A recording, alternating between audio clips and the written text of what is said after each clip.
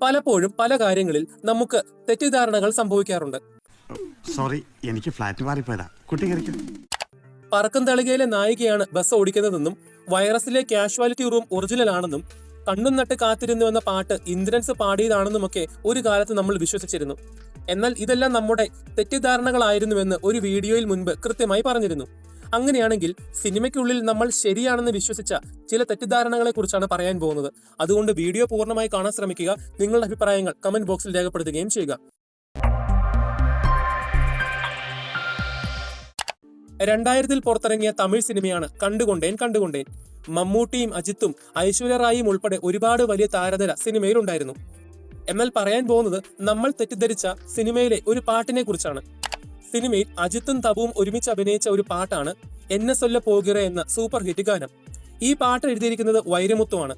എന്നാൽ വൈരമുത്തു ഈ പാട്ടിന്റെ ഒരു ഭാഗത്തായി ഒരു സൂത്രപ്പണി ചെയ്തിട്ടുണ്ട്.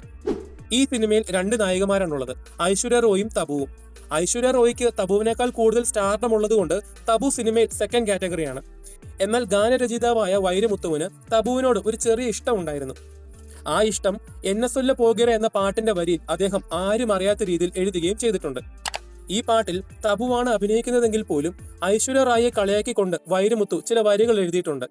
പാട്ടിന്റെ ഒരു ഭാഗത്തായി വൈരമുത്തു ഇങ്ങനെ എഴുതിയിട്ടുണ്ട്: പല ഉലക അഴകികൾ കൂടി ഉൻ പാദം കഴിവലാം വാടി എന്ന്. ഇവിടെ ഉലക അഴകി എന്ന് ഉദ്ദേശിക്കുന്നത് ഐശ്വര്യ റായിയെ കുറിച്ചാണ്.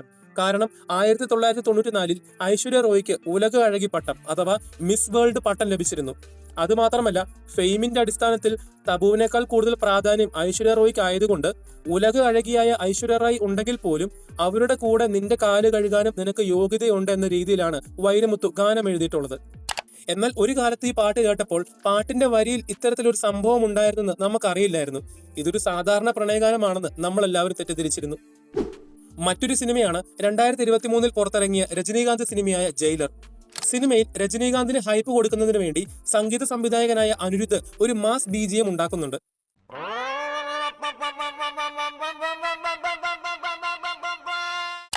സിനിമയിൽ പലയിടത്തും ഈ ബാക്ക്ഗ്രൗണ്ട് മ്യൂസിക് കൊടുത്തപ്പോൾ കിട്ടിയ കയ്യടികൾ വളരെ വലുതായിരുന്നു. എന്നാൽ സംഗീത സംവിധായകനായ അനിരുദ്ധ് ഇലക്ട്രോണിക് ഇൻസ്ട്രുമെന്റ് കൂടുതലായി ഉപയോഗിക്കുന്ന വ്യക്തി ആയതുകൊണ്ട് തന്നെ ഈ ഒരു BGM ഏത് ഇൻസ്ട്രുമെന്റ് ഉപയോഗിച്ചാണ് അദ്ദേഹം കമ്പോസ് ചെയ്തതെന്ന് സിനിമ കണ്ടതിനു ശേഷം പല ആളുകളും ചിന്തിച്ചിരുന്നു. എന്നാൽ വാസ്തവത്തിൽ ആ ഒരു BGM അനിരുദ്ധ് ഉണ്ടാക്കിയത് സ്വന്തം വാ കൊണ്ടാണ്.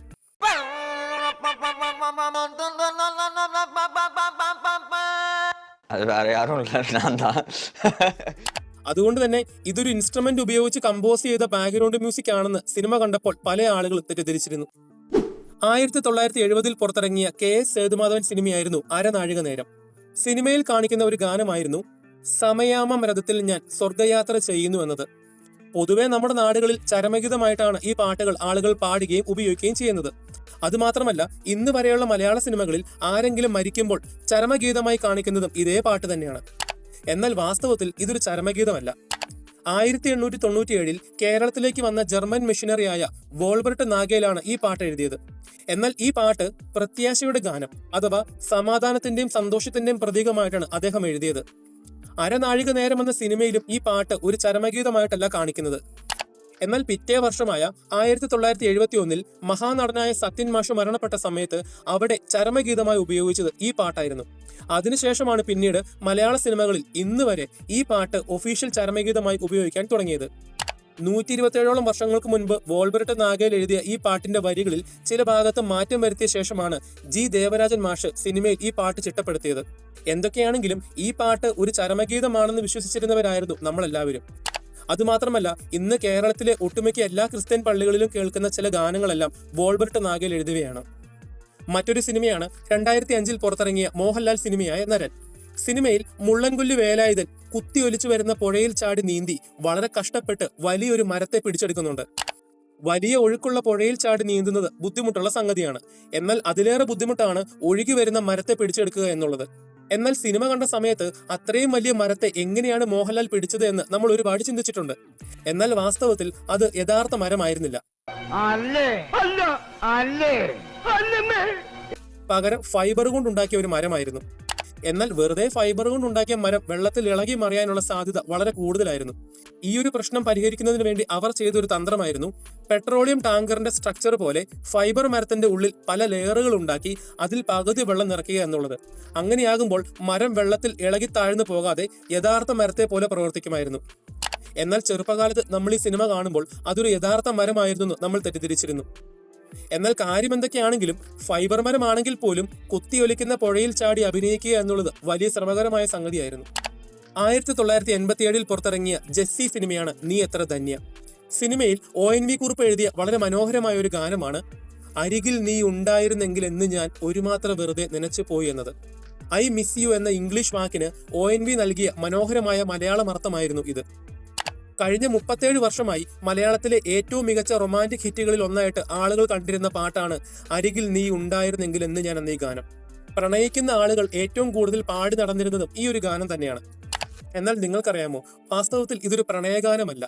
ഇത് നമ്മുടെ എല്ലാം ഉള്ളിൽ ഉണ്ടായിരുന്ന ഒരു തെറ്റിദ്ധാരണയായിരുന്നു. സിനിമയുടെ സംഗീത സംവിധായകൻ G. ദേവരാജൻ മാഷായിരുന്നു. ONV കുറുപ്പും ദേവരാജൻ മാഷും ഒരുപാട് ഹിറ്റുകൾ മലയാള സിനിമയ്ക്ക് കൊടുത്തിട്ടുള്ള വ്യക്തികളായിരുന്നു. എന്നാൽ ഒരു സുപ്രഭാതത്തിൽ ദേവരാജൻ മാഷ് എന്തോ ചില കാരണങ്ങളാൽ ONVയോട് പിണങ്ങി 10 വർഷങ്ങളിലധികമായി മാറി നിന്നിരുന്നു.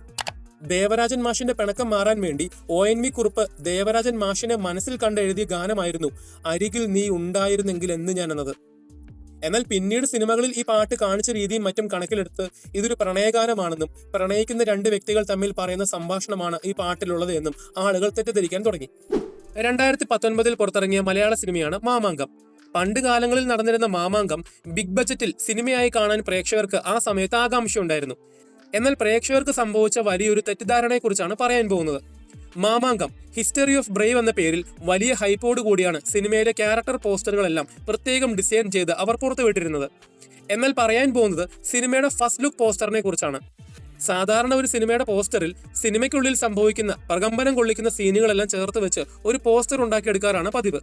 എന്നാൽ മാമാങ്കത്തില് സിനിമയുടെ അണിയറ പ്രവർത്തകർ പ്രേക്ഷകരെ പൂർണ്ണമായി തെറ്റിദ്ധരിപ്പിച്ചു. മാമാങ്കത്തിന്റെ ഫസ്റ്റ് ലുക്ക് പോസ്റ്ററിൽ സിനിമയിലെ പല കഥാപാത്രങ്ങൾ അതിഗംഭീരമായി പ്രകമ്പനം കൊള്ളിക്കുന്ന രീതിയിൽ ഓരോ സംഭവങ്ങൾ ചെയ്യുന്നതായിട്ടാണ് കാണിക്കുന്നത്. എന്നാൽ ആ പോസ്റ്ററിൽ കാണിക്കുന്ന ഒന്നും തന്നെ സിനിമയിൽ വന്നിട്ടില്ല. അതുമാത്രമല്ല, പോസ്റ്ററിൽ കാണിച്ചിരിക്കുന്ന ആക്ഷൻ രംഗങ്ങളൊന്നും സിനിമയിലില്ല. ചുരുക്കി പറഞ്ഞാൽ മാമാങ്കത്തിന്റെ ഫസ്റ്റ് ലുക്ക് പോസ്റ്ററിൽ ഹിസ്റ്ററി ഓഫ് ബ്രേവ് എന്ന് പറഞ്ഞുകൊണ്ട് സിനിമയിൽ ഇല്ലാത്ത കാര്യങ്ങൾ പോസ്റ്ററിൽ അവർ ചെയ്തു വെക്കുകയാണ് ഉണ്ടായത്. എന്നാൽ ഇതൊക്കെ കണ്ട് തെറ്റിദ്ധരിച്ചത് പാവം പ്രേക്ഷകർ മാത്രം. എങ്ങനെയുണ്ട് എന്റെ ബുദ്ധി? കൊണ്ടുപോയി ഉപ്പിലിട്ട് വെക്കുക. വീഡിയോ നിങ്ങൾക്ക് ഇഷ്ടപ്പെട്ടെങ്കിൽ ചാനൽ സബ്സ്ക്രൈബ് ചെയ്യുന്ന കാര്യം ഒന്ന് പരിഗണിക്കുക. അതോടൊപ്പം നിങ്ങളുടെ അഭിപ്രായങ്ങൾ കമന്റ് ബോക്സിൽ രേഖപ്പെടുത്തുക. അപ്പോൾ അടുത്തൊരു വീഡിയോയുമായി വരുന്നത് വരെ ബൈ.